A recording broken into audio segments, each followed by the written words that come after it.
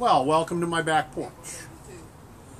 Today, I bring you the next installment of Emberato's life.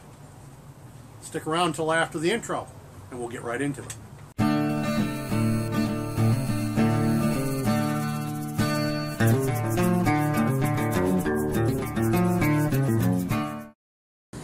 It is once again time for Emberato's life. And the life experience I bring you today, I prefer to remember as the Blueberry Bear. Yeah, Blueberry Bear. And this goes all the way back. Hang on.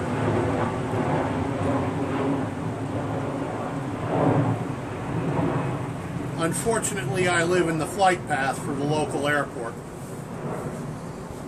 One of the flight paths, I should say. As I was saying, this tale comes from when I was probably about 4.5, almost 5. Mom took me out berry picking one day. The little brother was much too little for this. He was 3 years younger than me. So he's left with the grandmother. And we're out there in the woods picking berries. And Mom, she was busy concentrating on the blackberries, black caps.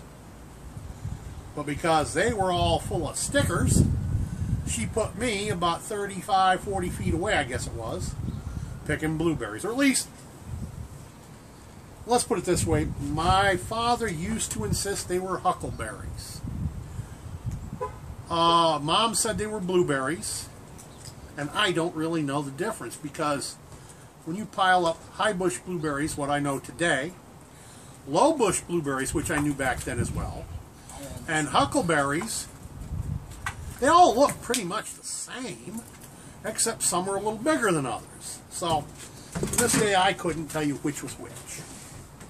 I can tell you the bush I was working was greater than 6 feet tall at the time. My old man, he was probably 5'7", and the bush definitely, in my memory, towered above him. And me, being as young as I was, it definitely towered over me. Now, I revisited these bushes a couple years back here, when I went back to New York for the old man's funeral.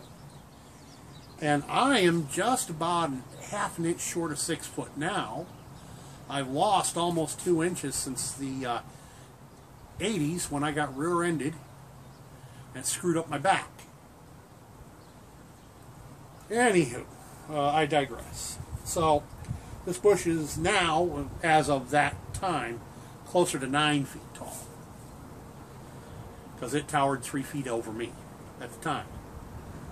So I'm working my way around this bush, picking what I can reach and putting them in a bucket. But I'm going backwards around the bush, butt first. And I'm about halfway around, and I'm just about out of sight of my mother, and all of a sudden I hear...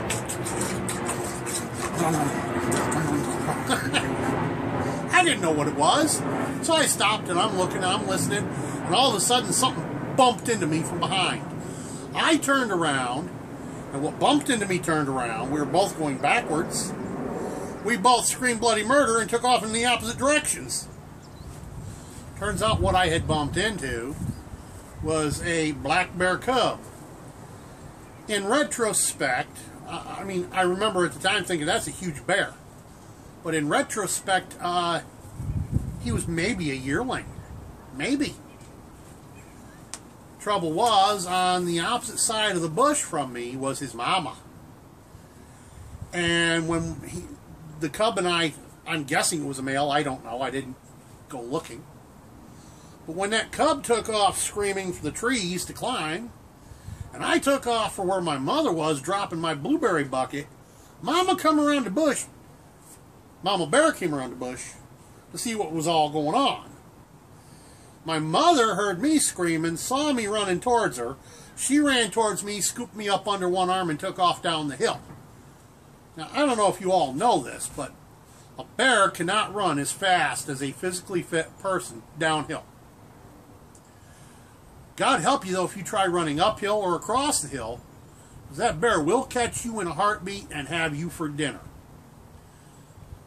The reason a bear can't run as fast downhill as a healthy, fit human is because their front legs are shorter than their back legs. So if they ran full tilt boogie downhill, they're going to start rolling head over tea kettle. And I think this is why Mom and I got away. Because I'm sure you all are aware, a mother bear with cubs is probably almost the meanest thing you can find on the North American continent if you disturb her and her cubs. Well, Mom and I took a stroll back up there a couple hours later, hoping to retrieve my bucket full of berries that got left behind, and hers. We retrieved the buckets. Mama Bear, I guess, decided to punish us by eating all the berries we'd picked, thinking it was hers. Or baby cub came back and ate them, I don't know which. Or maybe a combination of both. But this was my first ever encounter with a bear. And it has taught me a lesson. And therefore I never, ever go into the woods in a region where I know there are bears of any kind, unless I'm carrying heavy. Just something about it, I've never been able to get past the fact that that bear was going to have me for dinner. Well, that's what we've got for the moment. Hope you enjoyed it. I'll be trying to get one of these out every week to 10 days. In thereabouts. Like I said, as memory comes back to me about it. So, peace out. By the way, don't forget to